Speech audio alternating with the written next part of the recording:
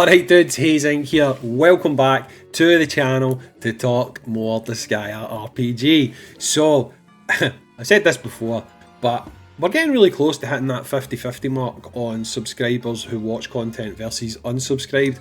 We're getting closer to 4K subs. If you haven't already, help me flip that ratio, get a few more subs and hit 4K. I'd really appreciate it and you'd help me achieve my goals. Thanks guys. So, on today's video, we're going to talk about there being nothing to do, basically.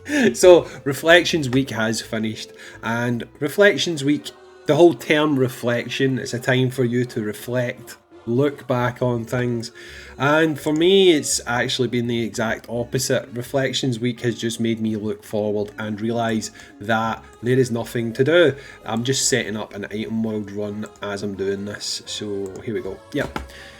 So yes, there's nothing to do.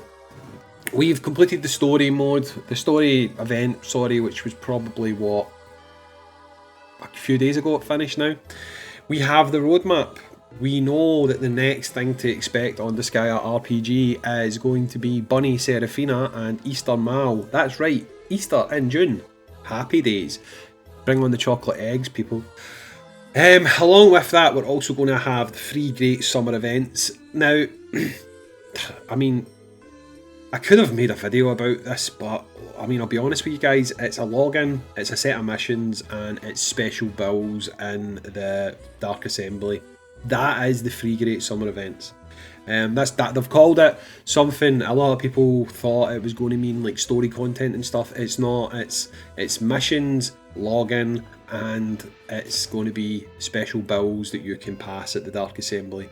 That is your 3 great summer events. So if you are someone who is quite observant, you'll know that that roadmap runs until the 5th of July. Now, for most people, not for everyone, but for most people, you probably finished grinding the story event at a push after a week. You were probably lowballing it, and if you hadn't done it after a week, you were efficiently grinding using your free XP. Your free AP. So story grinding wouldn't have been taking up the bulk of your time anyway. But that is all gone, and we now have another week to go with no content. We don't have the new roadmap yet. We can't talk about next month yet because it's not been revealed. Once it has been revealed, I'll come back with a video to talk about that. But we've got a good bit of time to go before we actually have anything to do in game. Now, I've already seen people being pretty bored. I mean, I'll be honest, I'm quite bored myself just now. I'm not going to beat about the bush, I'm not going to lie about it. And I have started to go back to farming legendary items. I have got quite a few legendary items in the last day or so. I'm currently grinding one right now. But it is very repetitive, it is fairly boring, and there isn't much to do apart from that. Basically in this video I want to know what you guys are doing to fill the time. Are you playing other games? Is that what you're doing? Are you, rather than forcing yourself to play Disgaea and forcing yourself to grind items and stuff like that, are you just playing a different game? Are you logging in, doing your dailies and then jumping off and playing something else? Is that what you're doing? Are you finishing off story mode that you maybe had been sitting on for quite some time, Netherworld history, stuff like that? Unfortunately for me, I've done all that. I needed the quartz early on, so I done all that stuff quite early, and it's left me absolutely nothing to do apart from grinding out weapons. Obviously you could also do innocent grinding as well, so farming for innocence could be something that you do to fill your time. But at the moment, Disgaea is difficult to play simply because there's nothing to do. I feel that this is something that Bolt Trend themselves have caused, if that makes sense, because Bolt Trend, people might call this entitled, what I'm about to say, and that's fine. If you feel that way, you can completely share your opinion and I'll take it on board. But I personally feel that Bolt Trend kind of set this expectation. They set an expectation where people we're expecting one event finishes, a new event starts. One event finishes, a new event starts. You maybe get 2 free days.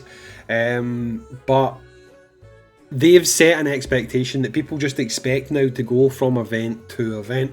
You'll have the odd person down below that will comment in these comments to say, I appreciate the break, okay? Which is fine. I completely understand how you might appreciate the break. But we know so far that there is no new story event until the 5th of July, okay? Everyone is assuming that there's going to be a new story event come the 5th of July. But that's an assumption, no one actually knows that. So we could have a gap that's longer. We could have a gap that's actually going to run for 2 weeks. It could be a gap that's going to run for 3 weeks. We could end up potentially with overlapping events again, because they actually have set themselves a target of wanting to hit a certain time frame, okay? So in September, we should get the half-year anniversary. They want to have Christmas at Christmas time. From that, you can kind of deduce. You can kind of work out how quickly they had to go. And I've done videos where I estimated what I think the timeline was going to be. Now, for them to keep to that timeline, they are probably going to have to overlap events again at some point. And I'm curious to know, how would you feel if they did that again? So, if Disgaea had a block of time, like now, where they give you a week or 2 weeks with no content, and then all of a sudden they overlap events again, how would that make you feel? Would that anger you? Do you care? I personally don't necessarily care too much about overlapping events. However, I do if there has been a needless gap beforehand, because if they've given us a week or 2 weeks without any content and then they suddenly overlap events, it's like, well, why the hell didn't you just use that time you had available? It makes no sense to do that. But for us to hit the kind of targets we need to hit, I don't really see where there's any space to take these breaks. So I'd be curious to know that if it came to it and Disgaea did do an overlapping event again, how would you react to it as a user base, as a player base? What would your reaction to that actually be? Like I say, I've just told you what my reaction would be.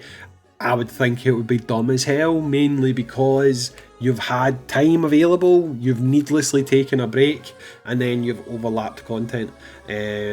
So I'd be curious to know what you think.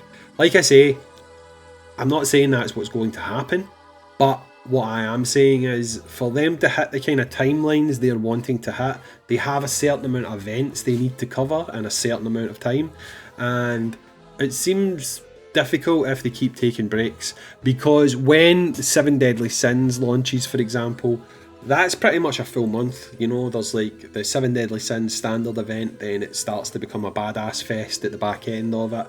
That takes up a good portion of the month, and to be honest, it would be extremely dumb. Now, they've made dumb moves already, but it would be extremely dumb to launch anything else alongside that, because you don't really want to take the shine away from the main thing you're trying to promote that month. I think putting another event out at the same time as the 7 Deadly Sins collab is completely different from just overlapping two basic story events. But Boltrend have made some strange moves, so who knows, they might decide to do something like that. But mainly, I just want to know what you guys are doing. Like I say, I've resorted to endlessly grinding the item world. Not gonna lie, it's boring. It's extremely boring. You basically get to level 30, you go and pass a double drop bill, you keep going until you get a rare or you get a legendary. In fact, last night I actually only went for legendaries, so it took me about 7 hours, 8 hours to get 3 legendary items. But yeah, so basically, yeah, it's a case of rinse and repeat, do the same thing. Doing that for 2 weeks or a week, it's going to get a bit tedious, and I don't really want to not play the game. Do you know what I mean? But if there's nothing to play, then clearly I'm not going to be able to play the game. So I'm curious to know what you guys are thinking. Don't take that as me quitting Disgaea or anything. That's not what I meant. Just if I need to take a break until they bring out new content, I need to take a break until they bring out new content. I just hope it's not the case. Obviously, there's some things I could do if I wanted to, like I could go back to farming the free-to-play account and stuff, but to be completely frank, guys, the free-to-play account is basically dead. I had no time to do that, to do JP, to do this, because of like family commitments and home commitments and stuff like that. I hardly even play JP anymore. Plus, I'll be honest, not speaking the language, not reading, not being able to read the stuff, it's a pain in the arse. I was the same with Dokkan as well. Like, I've got a really good Dokkan Japanese account and I could never be bothered playing it because I don't like there being an additional step. I don't like there being having to look at Wikipedias, having to use translators. I don't like that. I really, really don't like that. If someone could ever make a mod APK that would translate the language, like used to exist for Dokkan when I did actively play it in Japan, that'd be different. But having this additional step required where I have to go to an outside source or a third party app to translate, it's just a pain in the arse. So mainly now on JP, I simply use it to record super attack footage so that I've got that little bit of extra content to add in when I do my unit showcases for global. Now, speaking of unit showcases, there will be a showcase coming up. I don't know how in depth it will be because I don't have either character on JP, but it'll be, no, in fact I've got Bunny Seraphina. It'll be for Bunny Seraphina and it'll be for Easter Mal. We'll be going over their kit, we'll be going over their super attacks, and you guys can decide if you should summon or not. The only thing I'll say about that banner is that banner does have guaranteed pity, where after 5 rolls, 10 rolls, 15 rolls, 20 rolls, you're guaranteed to get one of the 2 featured units. So not just a standard pity where you will get any character, you will either get Bunny Seraphina or you will get Easter Mal. So if you want one of those 2 characters, it is actually a half decent banner to roll on. But we will go over their kit fairly soon and we will be able to talk about that. But anyway, guys, this has just been a sort of a catch up. How you doing? Wanting to know how you are dealing with the drought that is Disgaea RPG. Hopefully this weekend there'll be some community campaigns. It's not my turn to do them. There is going to be some other people doing them as far as I'm aware. But I will bring you the news of what they are and how you can contribute, because it could be channels that you're not subscribed to. So I'll make sure that I give those guys a shout out and their campaigns pass so that we can all get ourselves a little tidy sum of nether quartz from continuing to complete these campaigns. Anyway, guys, I've been Hayzink. If you've not already, sub to the channel. I want to hit 4K. Once I hit 4K, I'll stream something.